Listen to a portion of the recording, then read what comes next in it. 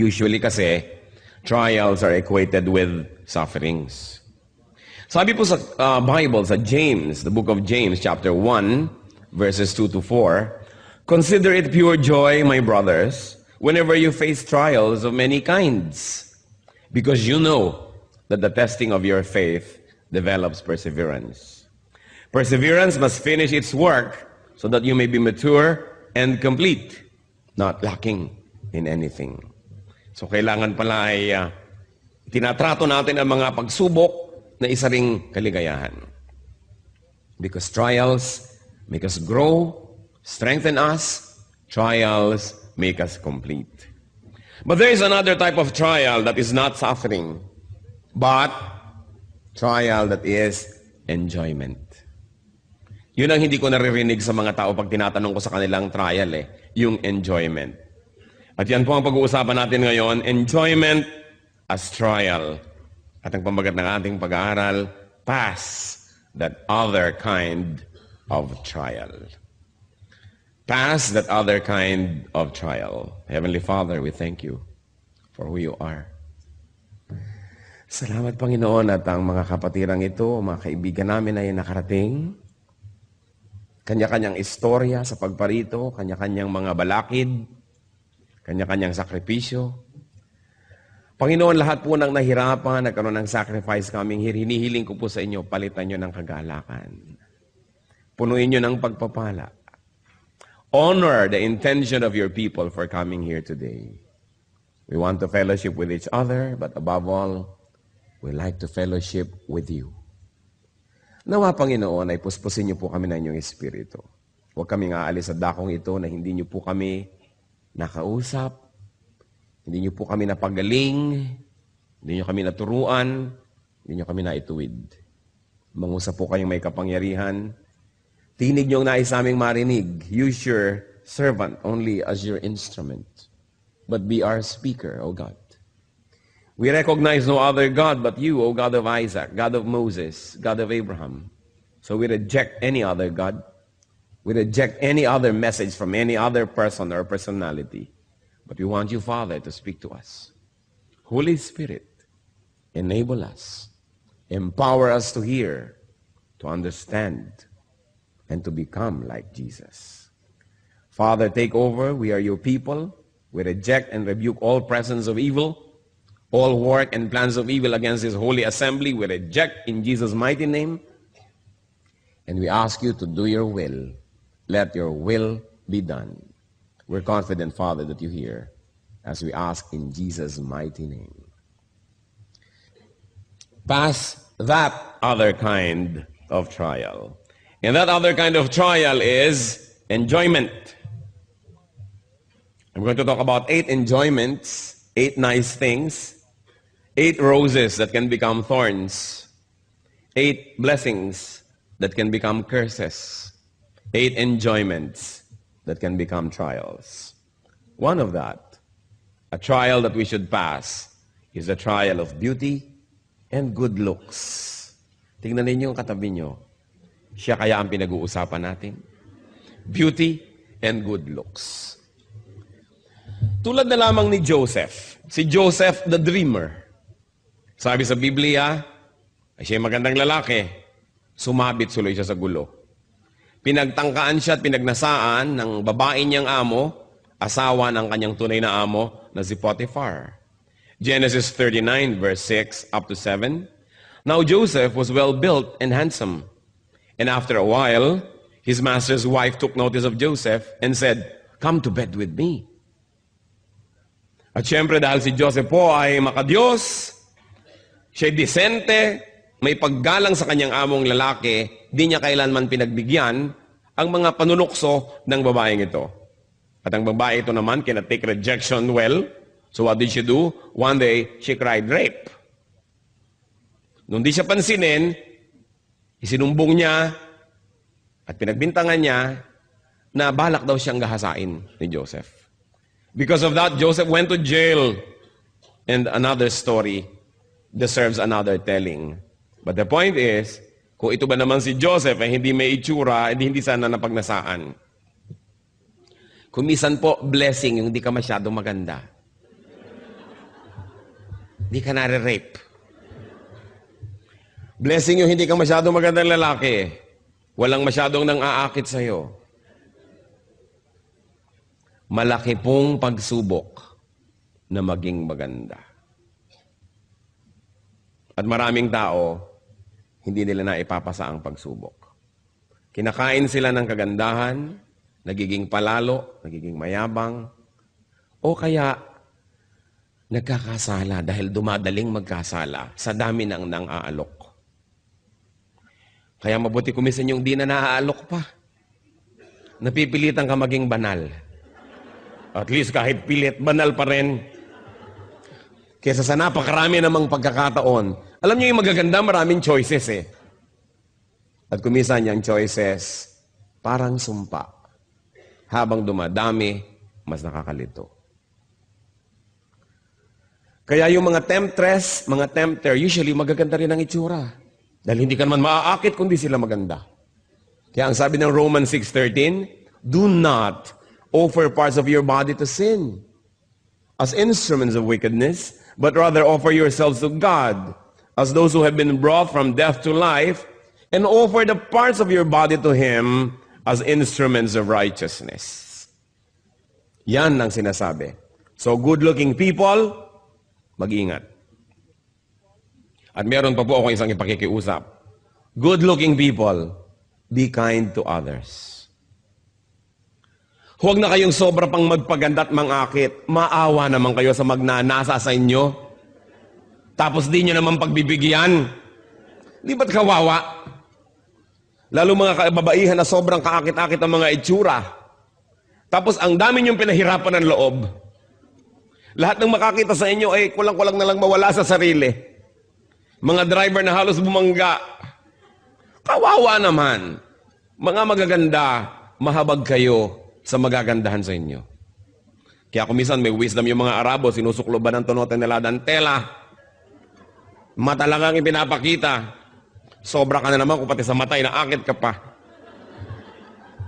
Yung iba naman talaga, dapat yung takpan. Kasi sobrang walang takip. Sinisipon na.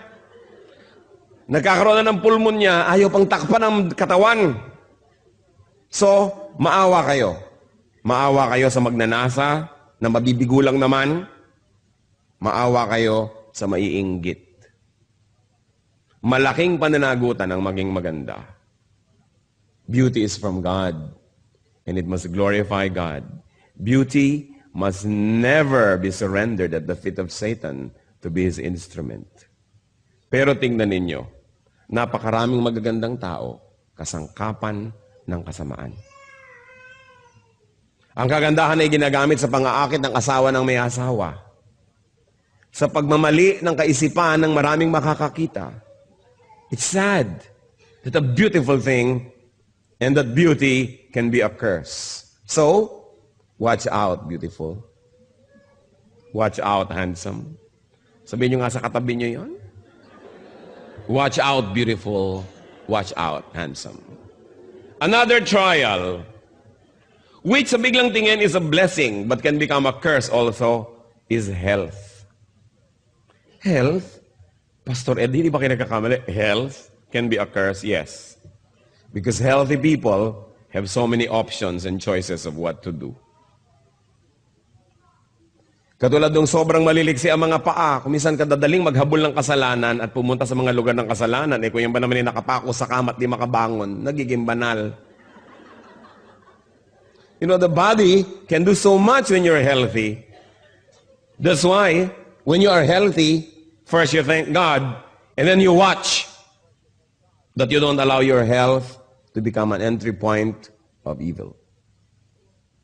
Kasi pag malusog ang tao, maraming pwedeng gawin.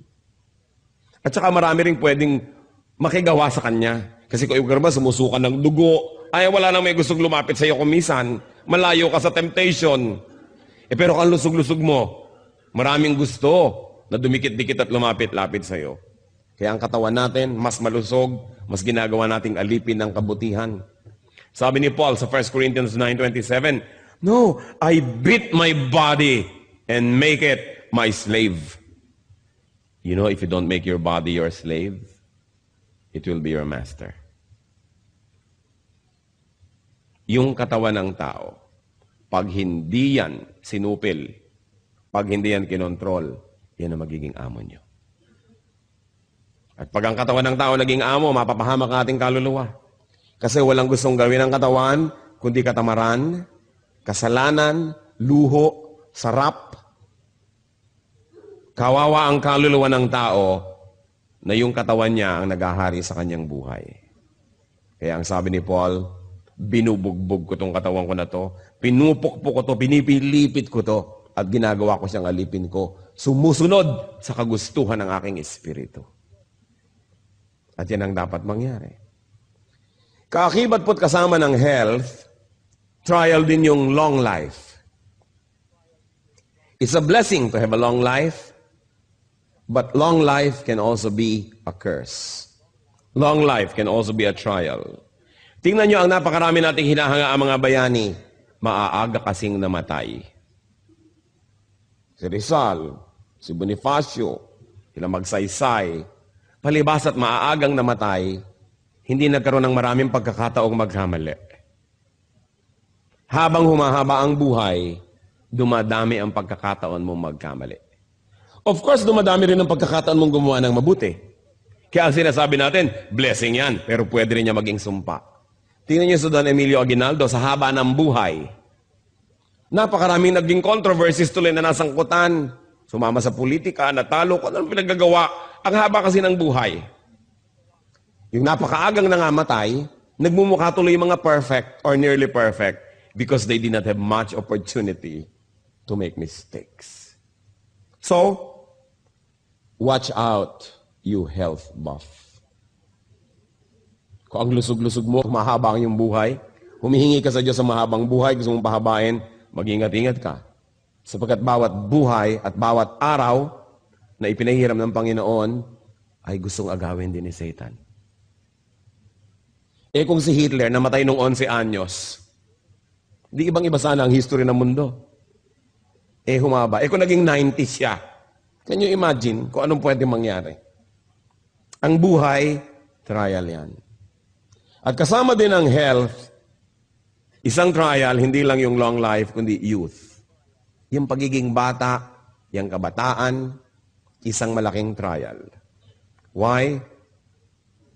Because in the time of youth, people make the foundation for their whole lives. Kung anong ginagawa natin ng ating youth, sometimes kaladkad, daladala, pasan-pasan natin buong buhay. Kaya dapat ang mga young people nag-iingat. At dapat nilang makita na yung estado, yung stage na sila yung mga kabataan ay isang napakalaking pagsubok na kailangan nilang malampasan. Sapagkat marami hindi nakakalampas ng hindi nadadamage. Sabihin, talaga ganyan yung mga babae, medyo umaalembong ng konti kasi young people. Pero yung iba hindi nakakalampas. Nagkakaroon ng buhol-buhol na anak bago mag-18, 19. Hindi nyo na pwedeng maando yun. Nando na. Permanent fixture of your life. Yung mga lalaki na nagkakaroon ng anak kung kani-kanino na hindi naman nila asawa, nobya lang, yan ba hindi pwedeng bumalik ng walang bayad? Kahit nagtagumpay kang tumakbot, tumakas. Yung mga nag-drugs, natunaw yung brain cells, maibabalik ba yun? Hindi. Kaya nakikita nyo kasi mga nagda-drugs sa katunganga, humal-humal, dahil na-damage. Many people say, mga teenager, it's only a passing stage, hayaan nyo na, ang higpit nyo naman, lalampas din yan dyan. Marami pong hindi nakakalampas. Makalampas man ay damaged. At yung iba na makakamatayan pa, hindi na tumanda dahil sa sobrang mga adventure ng kanilang pagiging bata. So, to have long life and to have youth or to be young, these are also trials.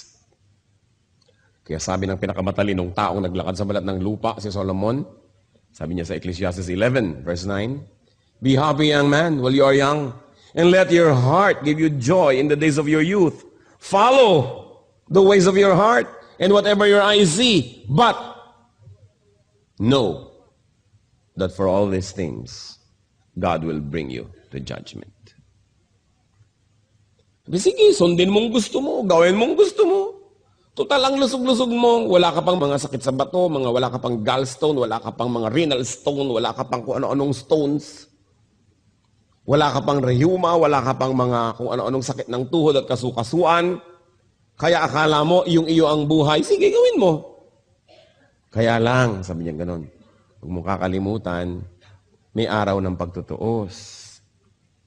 Babayaran ang dapat bayaran, pananagutan ang dapat panagutan. Kaya yung mga iba, kabata-bata pa lang, 40, 50, nanginginig-ginig na. Paano nung young person, walang ginawa kundi pagkatapos ng basketball, paligo. Ayaw maniwala sa pasma. Pag nanginginig na, ay totoo pala. Sabi kasi ng doktor, walang pasma. Alam nyo, marami pang hindi alam ang medisina. Pero yung mga matatanda na nag-observe ng buhay, naturuan ng matatandang nag-observe before them, marami silang alam na dapat natin pakinggan. Science, medicine, they're all dynamic. Kasi yung sinasabi ngayon, biglang bukas, ay mali pala, hindi na pala ganun, papalitan na natin. Paano kung damage ka na dahil pinaniwalaan mo mali? Kailangan pinapahalagahan natin ang payo ng matatanda. Sapagkat sila itong mahaba ang karanasan. There's nothing like experience. Kaya mga kabataan dapat makikinig. Watch out, young ones. Kasi trial ang stage na yan na kayo mga bata. May isa pang trial na sa biglang tingin blessing.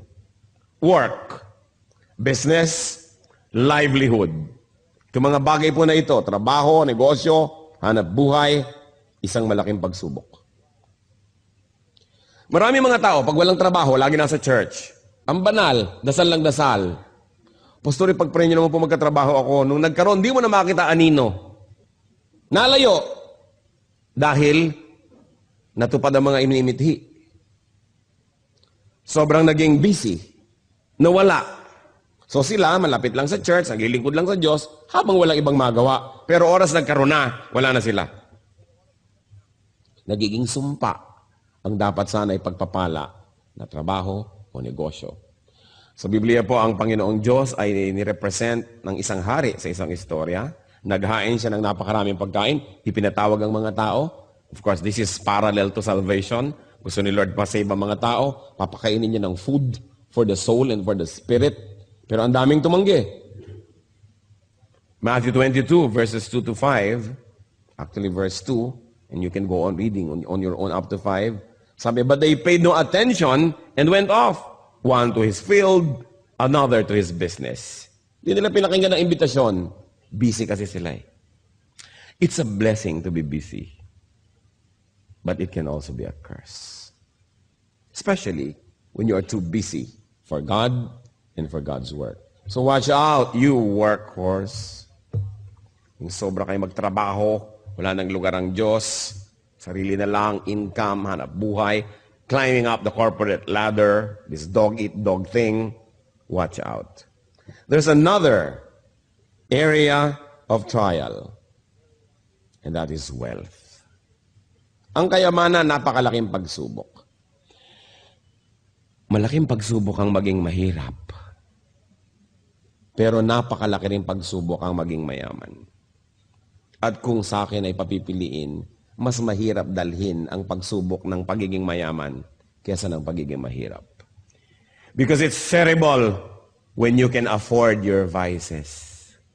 It's terrible when you can afford to follow your appetites. It's terrible when you can afford to finance bad taste. It's terrible. So what you do with what you have is under scrutiny. What you do with what God gives you will be under judgment. Meron kaya tayong wealth, whatever it is, that we love more than God? What do you love above your wealth is watched in heaven. Hindi masama maging mayaman. Ang gusto naman ni Lord na maging prosperous tayo lahat eh. Pero oras na inuna mo na yung kayamanan kaysa sa Diyos, oras na siya ang iyong Diyos, kawawa ka naman. Kasi dinagdagan mo ang Diyos ng iyong buhay. Yung mga sumasamba sa salapi, kawawa. Sa halip na kanilang gamitin ang salapi at sila ang naglilingkod sa salapi. Sukdo lang sirain nilang kanilang mga relasyon sa kapwa, Siraan nila ang kanilang puri, reputasyon, kabanalan, magkapera lang. Then they become slaves. Luke 18:22-24. When Jesus heard this, He said to him, ito yung isang mayamang lalaking sabi, gusto ko pong sumama sa inyo, gusto ko maglingkod, blah, blah, blah. You still lack one thing. Sell everything you have and give to the poor, and you will have treasure in heaven. Then come, follow me. Kasi gustong sumunod sa kanya nitong mayamang lalaking ito eh. When he heard this, he became very sad because he was a man of great wealth.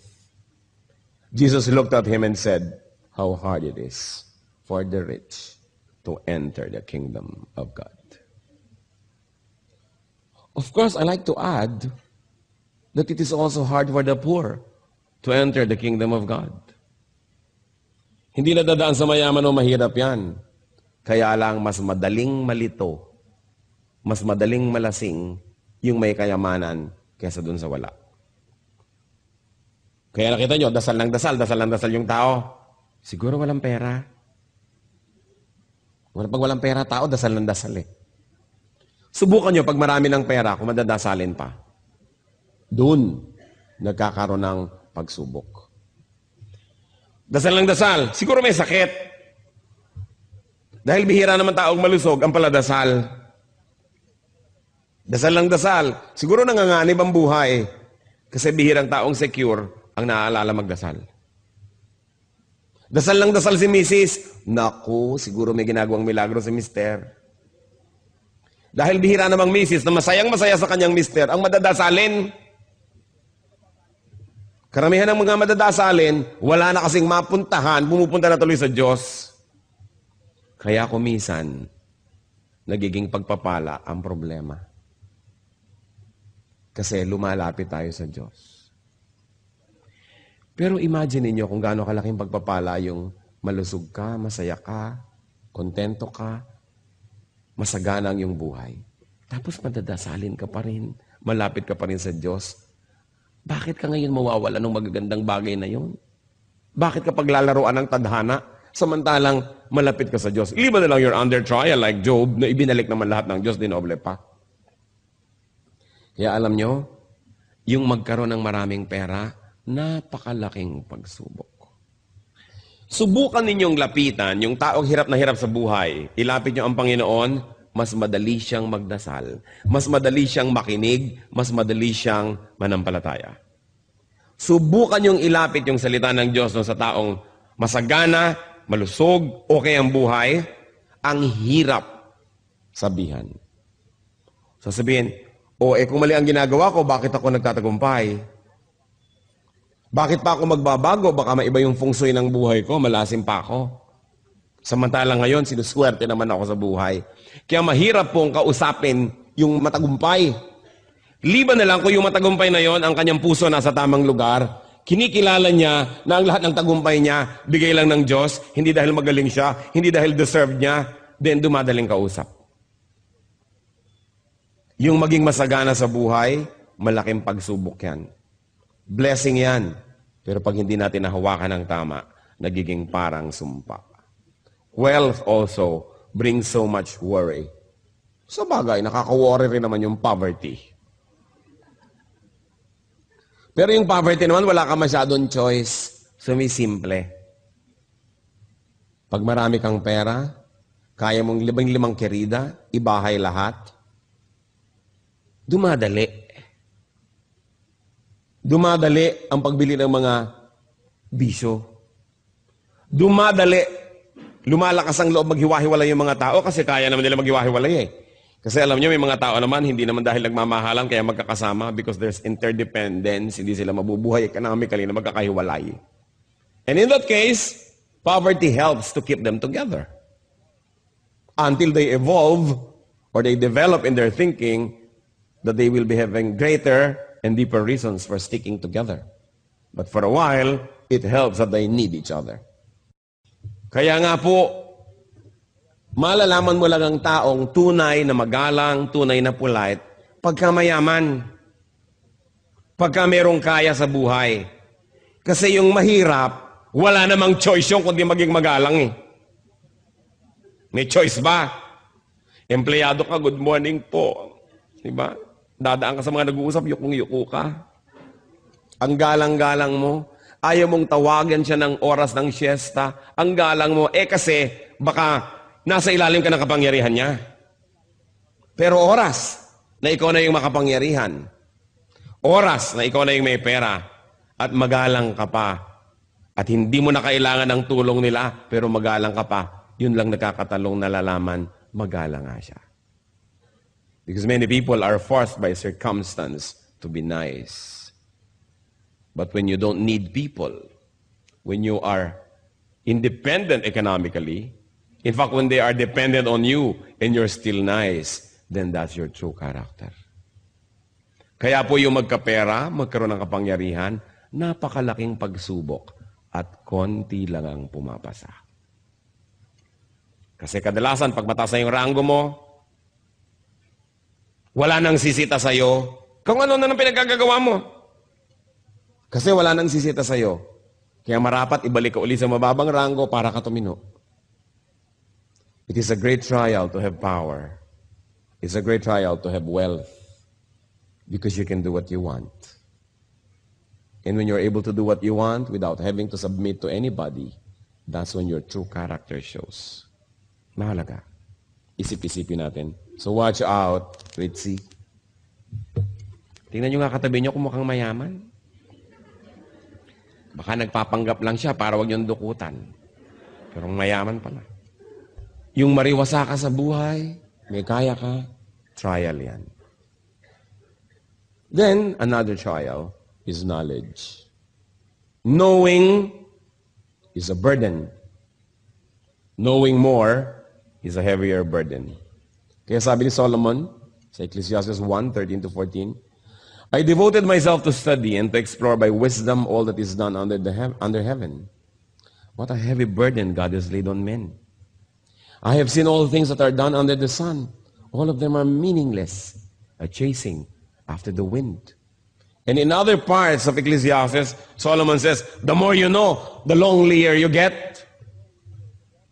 Mas dumadami ang alam, mas lumulungkot ang buhay.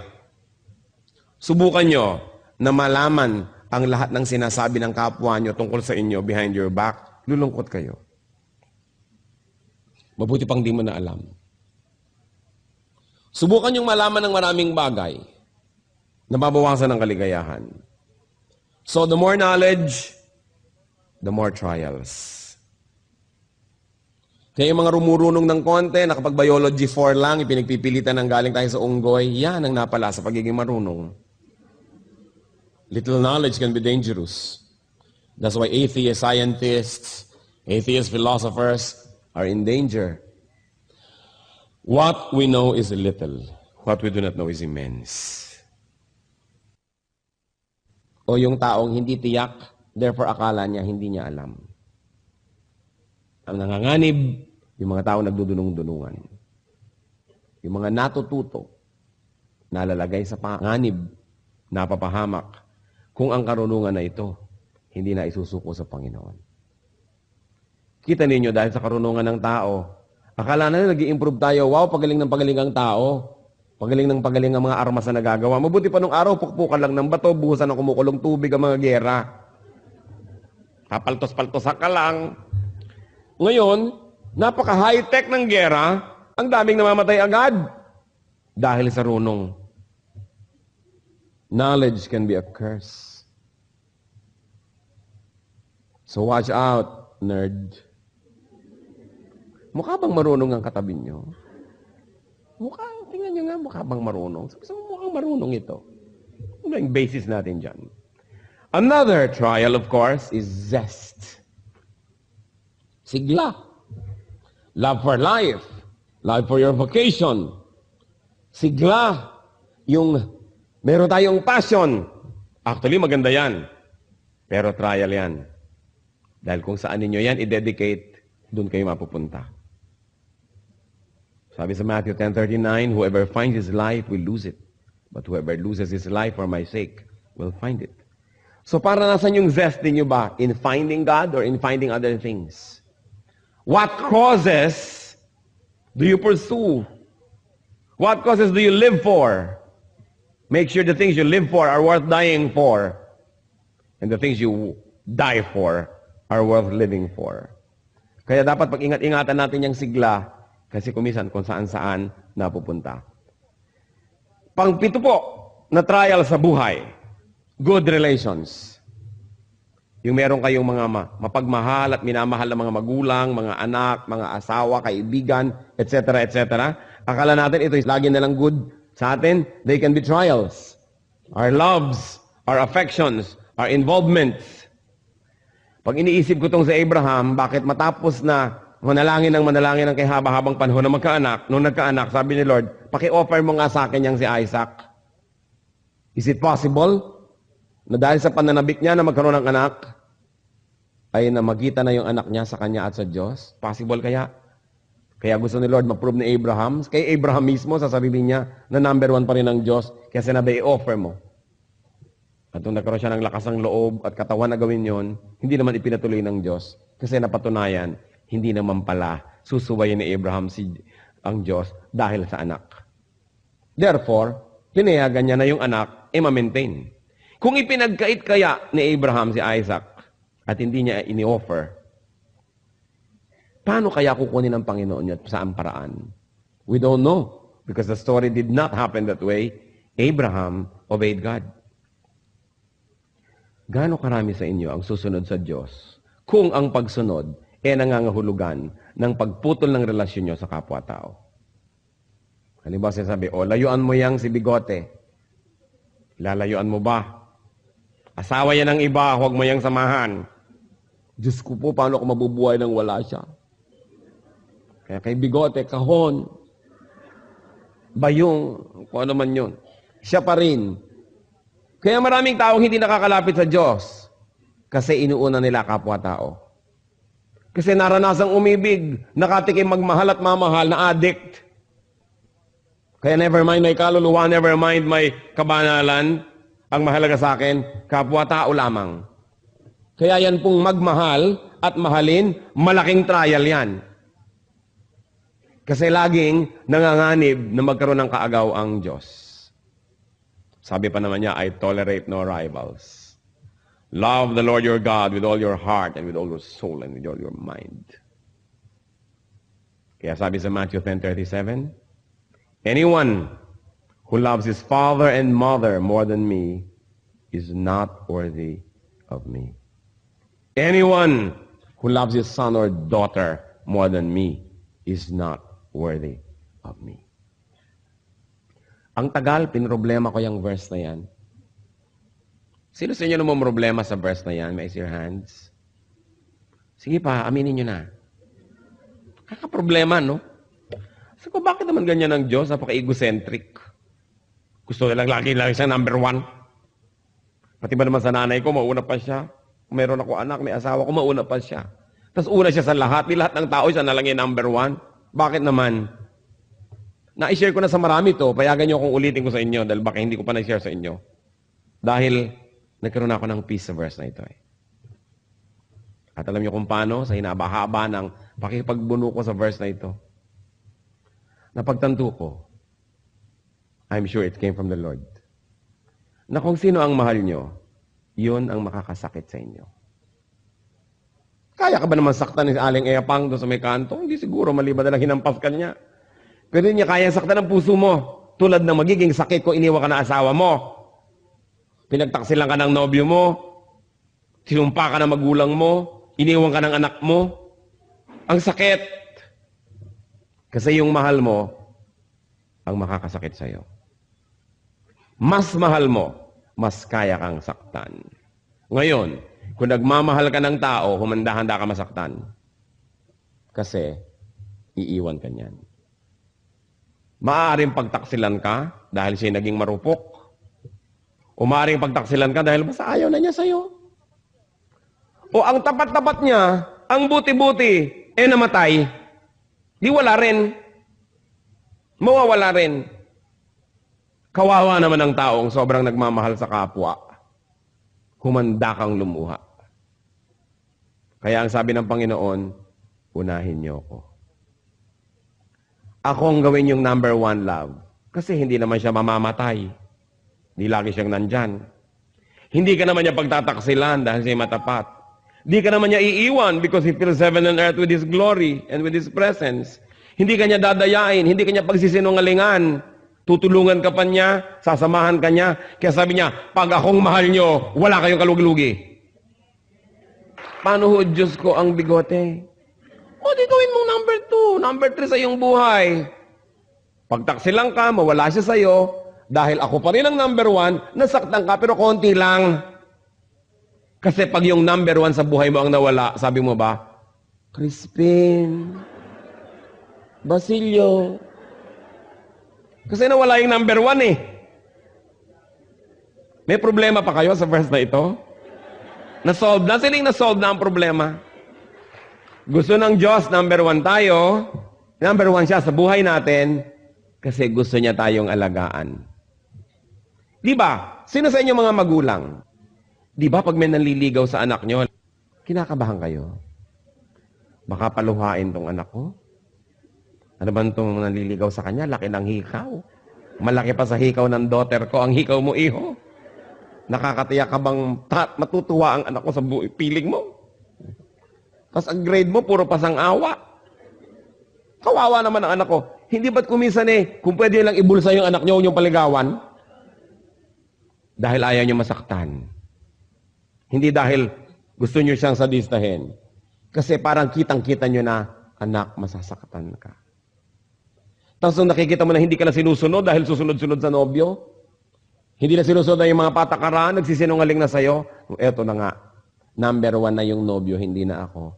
Kawawa naman ang anak ko. Kaya ang magulang, kung pwede lang, anak, ako na lang gawin mong number 1. Hindi kita pagtataksilan. Dito ka na lang sa atin. Magsama-sama tayo habang libing. Kung pwede lang ganunin ang anak. Kasi gusto mong i-protect. Ganon. In a much greater way, ganon tayo gustong i-protect ni Lord. Kaya sabi niya, gawin mo ako number 1. Hindi dahil sa egocentricity ko, hindi dahil sa pride.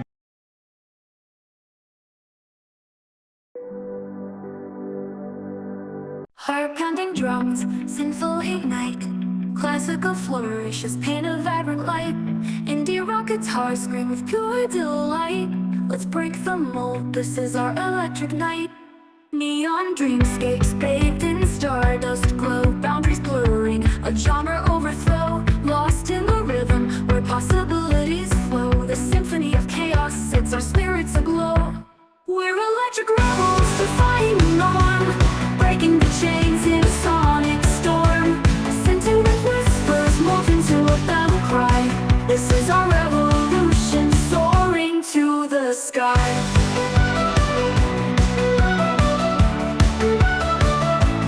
Reinvoke this sword, a powerful embrace. Classical flourishes pave the way with fearless grace. Indie rock anthems electrify the space. Together we rise, leaving doubt in its place. The beat pulsates, a call to unite. In this electric fire will burn ever so bright. No looking back now, the future feels so right. Fueling our passion with all our might. We're electric rebels, defying the norm. Breaking the chains in a sonic storm. Scented with whispers, morph into a battle cry. This is our revolution, soaring to the sky.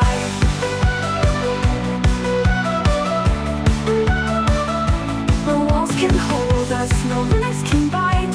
United by music, a new world will find. Let the sparks ignite, let our spirits unwind. This is electric legacy, forever entwined. We're electric rebels, defying the norm. Breaking the chains in a sonic storm. Scented with whispers, morph into a battle cry. This is our revolution, soaring to the sky. We're electric rebels, defying through the norm. Breaking the chains in a sonic storm. Some have whispers, morph into a battle cry. This is our revolution, soaring to the sky.